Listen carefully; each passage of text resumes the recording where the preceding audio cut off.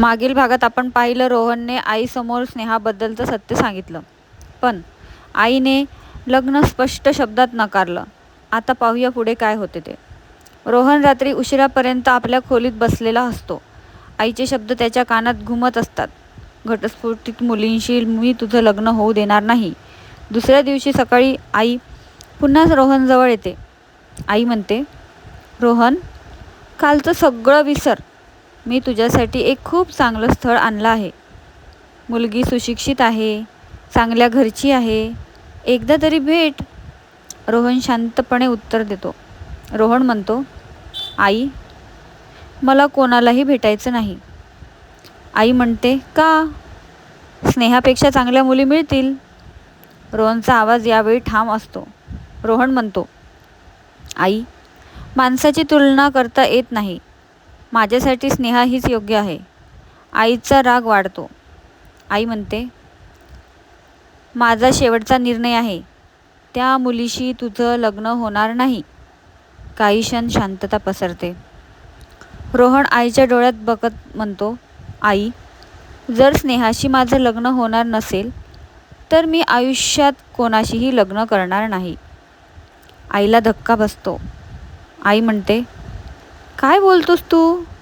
रोहन म्हणतो, मी तुझा अपमान करत नाही, पण माझ्या मनाविरुद्ध लग्नही करणार नाही. मला स्नेहाच आयुष्यभरासाठी साथीदार म्हणून हवी आहे, नाहीतर मी अविवाहित राहील. हे ऐकून आईच्या डोळ्यात पाणी येतं.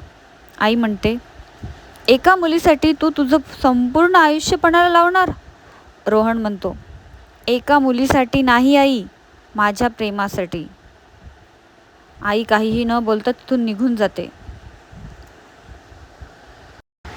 दुसरीकडे स्नेहाला रोहनचा फोन येत नाही. ती चिंतेत असते. शेवटी तीच फोन करते. स्नेहा म्हणते, रोहन, सगळं ठीक आहे ना? रोहन काही क्षण शांत राहतो. रोहन म्हणतो, आईला आपल्या लग्नाचा खूप विरोध आहे. हे ऐकता स्नेहाच्या डोळ्यात अश्रू येतात. स्नेहा म्हणते, रोहन, माझ्यामुळे तुझ्या आईला दुःख होत असेल तर आपण इथेच थांबूया. रोहन लगेच म्हणतो, असं पुन्हा कधीही बोलू नकोस. तू माझी ताकद आहेस, कमजोरी नाही. स्नेहा रडू लागते. स्नेहा म्हणते, पण मला तुझं कुटुंब तुटलेलं बघायचं नाही. रोहन म्हणतो, माझ्यावर विश्वास ठेव. मी आईचं मन नक्की जिंकेल. दोघेही फोन ठेवतात, पण दोघांच्या डोळ्यात अश्रू असतात. रोहन खिडकीत उभा राहून स्वतःशी म्हणतो, आईचाही विश्वास जिंकायचा आणि माझं प्रेमही वाचवायचं. मी हार मानणार नाही.